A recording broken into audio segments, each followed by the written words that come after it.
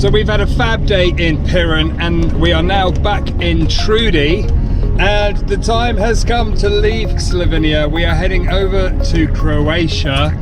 It's literally 14 miles on the sat nav. So we're going to cross the border and see if we can find a local SIM card. It's only about 2 o'clock in the afternoon, so we should have time and still find somewhere to park up before it gets dark. And yeah, Croatia, here we come.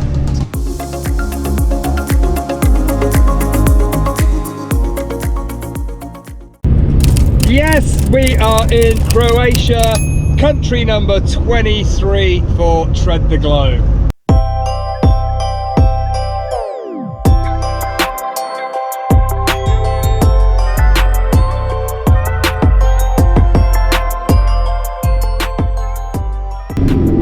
So we plan to be in Croatia for 7 or 8 days. So we're off to a town called Umag, which is just south of where we've been in Slovenia. And we're going to try and see if we can find a SIM card so that we've got data while we're here in Croatia. So we found a car park and we don't actually have any local currency. So we're hoping that the parking machine takes card. So we're not actually having much luck with this because all of the numbers are worn off and we've tried pressing everything and nothing seems to do. It seems to make all the noises, but nothing seems to work. So we couldn't actually figure out how to use the machine. So we're going to go and try and park down on the high street outside the mobile shop. They've got parking meters, but hopefully they actually work.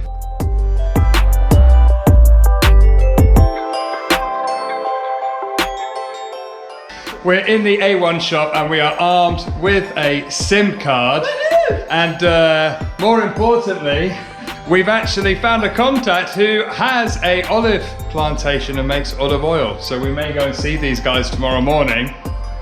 Sounds good, right? It sounds amazing. Thank you, Dolores. See you tomorrow. So as part of this trip, we've actually pinned a number of really interesting and unusual sites that we want to visit on this trip, and there's actually one near this town which Marianne has pinned on the map. And just to give you a bit of background, it's a spa shop that was opened in a very old building, is actually now a UNESCO World Heritage Site, and is one of the, or if not the only, supermarket that is a World Heritage Site. The funny thing is, she's actually pinned it on the map wrong. So we've driven to this spa shop and there's a little car park next door. So I'm actually stood in a little car park and we've realized that the UNESCO World Heritage Site is actually right in the bottom of Croatia near the Bosnian border. So we're going to have to show that in another video, because the little car park that we're stood in now, which is next to a spa shop, doesn't quite do it, does it, love? Yeah, sorry about that one. And there is the spa shop, but not the one we were looking for.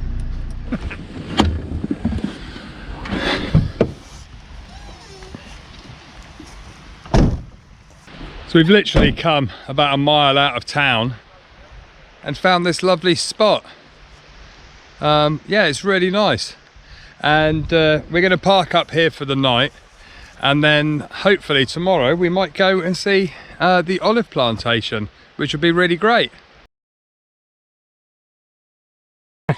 Well, our first day in Croatia, we landed up in a beautiful little town called Umag, and like all YouTubers and people who need data, we went to a local SIM shop and we found the delightful Dolores, who is standing just next to me. Hi! And she instantly welcomed us to Croatia with an enormous warmth, and then said to us, if you want to come and meet my family, we have olive trees. And what a lovely gesture to welcome us to her home and to meet the family. We had coffee this morning, it was lovely, and now we're walking around the olive groves. This is a massive farm here. It's a family-run business of 30 years. and we're going to have a little visit and show you what olive oil is all about.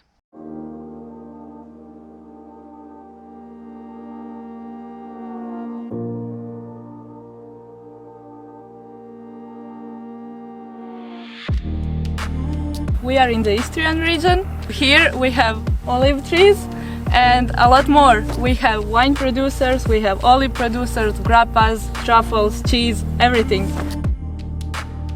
Here now in the Istrian region we have a land of 4 lands. And Yes. that is because there are 4 types 4 of types soil. of soil, yes.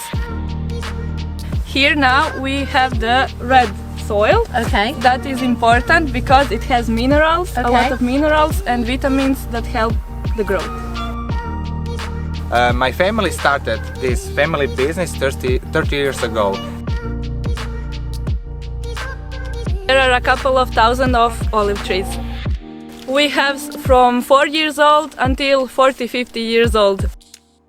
We have 6 different types of olives here and each one of them has a different flavor.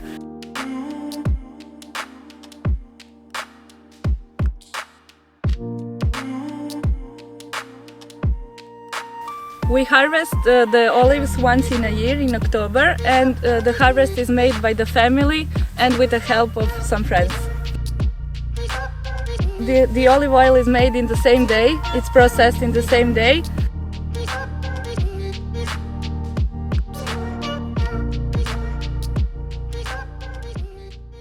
We're learning so much about olive oil. It's a simple product that you just find on any shelf in any supermarket. But actually, there is a lot more to the process and to the planning of an olive grove. Who would know this? I'm stood just next to a whole orchard of beautiful cherry trees just behind me, all different sizes.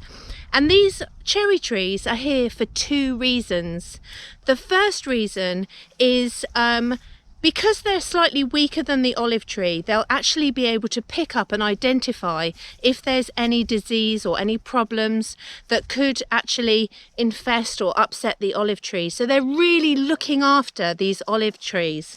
And the second reason is that when these beautiful trees go into a full blossom and just fill up these groves with beautiful fruity smells of blossom and cherries, it actually is collected into the growth of the olive. Now, Daniel and Dolores were telling me that they took a sample of their local oil to a sommelier because they have such things as an olive oil sommelier. And he was actually, you're not allowed to tell them what's surrounding, but he actually picked up the notes and the tones of the cherry trees. Isn't that just fantastic how nature creates these things? I'm walking down the middle between a whole grove of olive trees, and you can probably see the branches on the floor behind me. So in February, what they do is with the olive trees is they actually prune them, cut them back and open them out so that each tree has got space in the middle, because they were saying to me that having space and also having the air that goes through the trees allows the growth of more olives. It fruits much better, the energy goes back into the trees better, and it enables for a beautiful crop. As we're walking around, you can see areas of ground that have been dug up, and apparently they have a lot of wild boar in this area, and they've warned us that if you do drive at night time, not that we really do drive at night, that they tend to run out in the front of the road, in front of your vehicle, almost every night.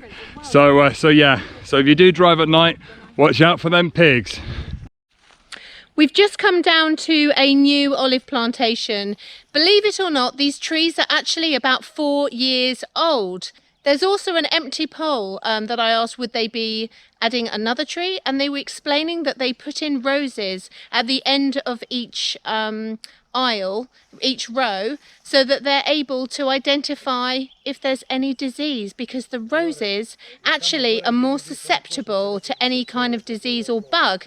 This stuff, there is so much to olive oil perfection growing. We're walking around and you can hear this lovely buzzing of bees. There are beehives just across the field, and you can hear the bees buzzing. We had just had a long discussion about bees, and we were saying no bees, no food, and that is the reality. And here they are just increasing the number of bees to pollinate all the trees, and it's lovely. It's made from the graphite. Buon steak, buon appetito. Bon appetit. So we are so lucky we've been invited back to their house, and we have some beautiful food and hams and bread to try with the olive oil and a little grappa sample. Ta-da! Smells good, tastes Smells good. Smells good, tastes good. Salute. Salute. Cheers. That's olive oil, by the way, not grappa. Taste it without. Without anything? Yes. You just like a... Yes. Yeah? Wow. In You reći just do like. A little bit. Yes. Suck in So- the air. lijek i to je samo, Suck znači in moje the ruke, air. bok Go. i maslina. We died.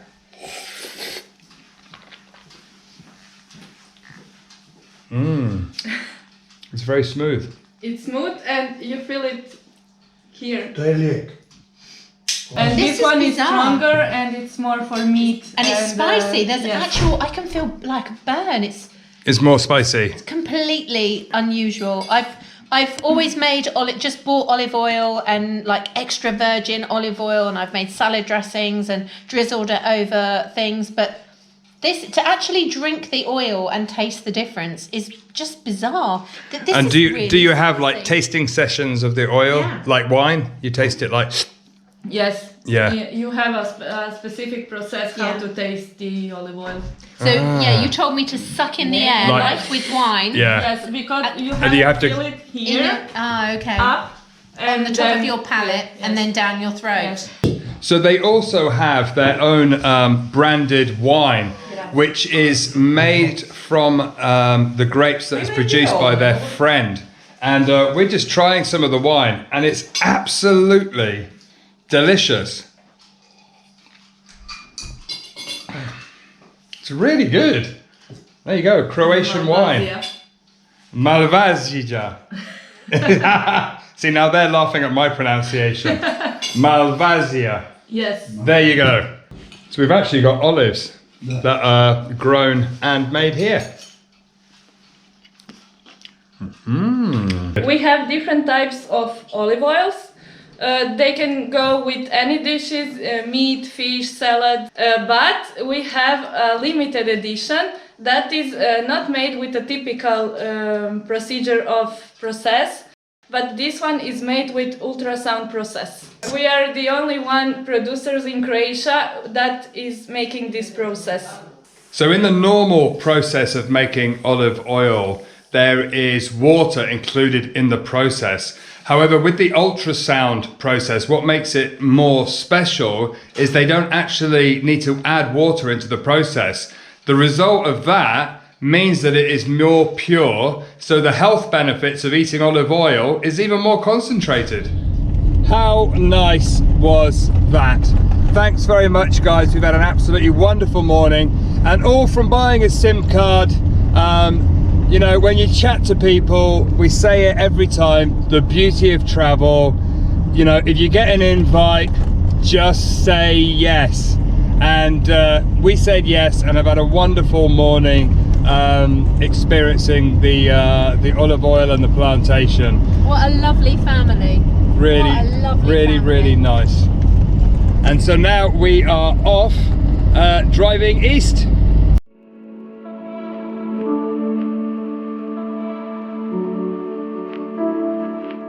We continued driving east across the north of Croatia,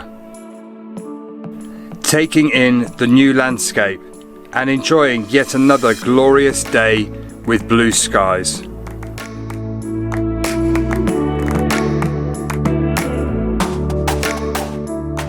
We found a fabulous remote parking spot to park up for the night and spent an extra day here catching up with video editing.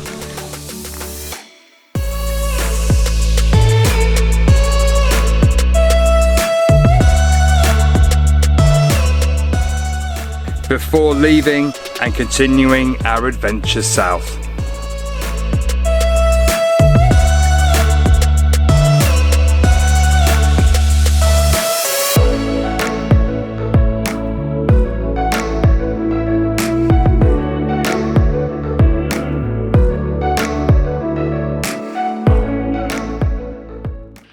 This morning we have driven up to a very small town. Yes, that's right, we are in the town of Hum here in Croatia, and it is actually the world's smallest official town in the Guinness Book of Records. And it's classed a town because it says here it has its own public affairs and mayor, which makes it a town rather than a village. As you arrive into the town of Hum, there is actually a car park for you to park, where we've parked Trudy that you can see behind us. And the good thing, as we always say, this time of year, it's low season. Normally you would have to pay for the parking, just a couple of pounds. But today, because it's low season, the parking booth is closed. And we're nestled in the hills here. Wonderful views all the way around us. And how lucky are we? Valentine's Day and the sun comes out to shine down on us.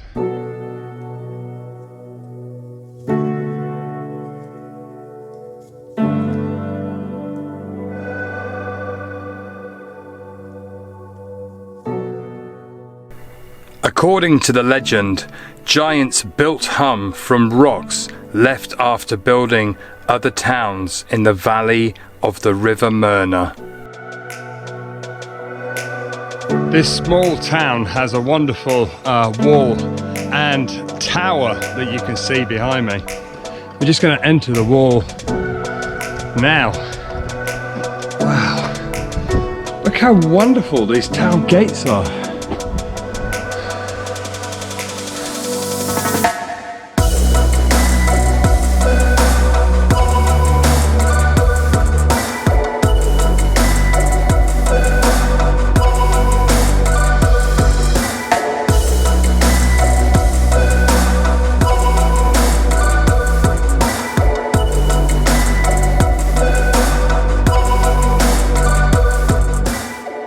As soon as you walk into the town, you can see why this is a popular tourist destination, not only because it's the smallest town, but it is just so picturesque.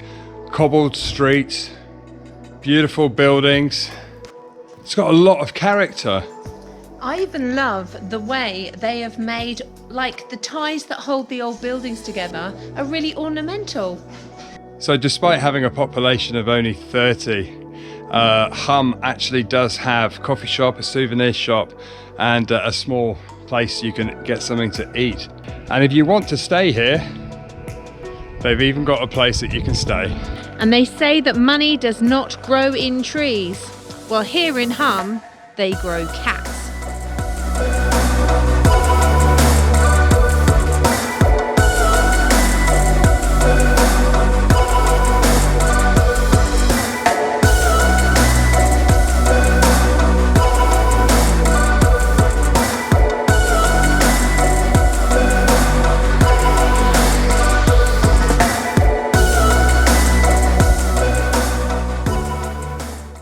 Join us on the next episode as we continue our journey south through Croatia, visit the town of Crikvenica, Trudy has a problem, and we find possibly the best park up so far.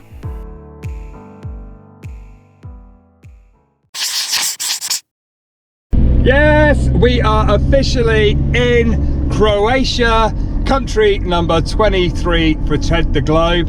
And actually, no, we're not. We've just left Slovenia because there's another control there. This business, his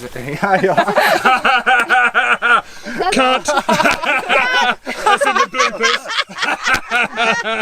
Oh, perfect. Take two. Yeah!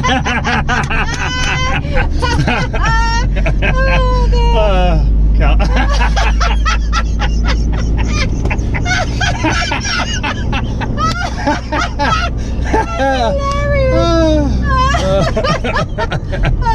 Oh dear. Oh dear. Okay, I can't hold on a drive. minute. Oh.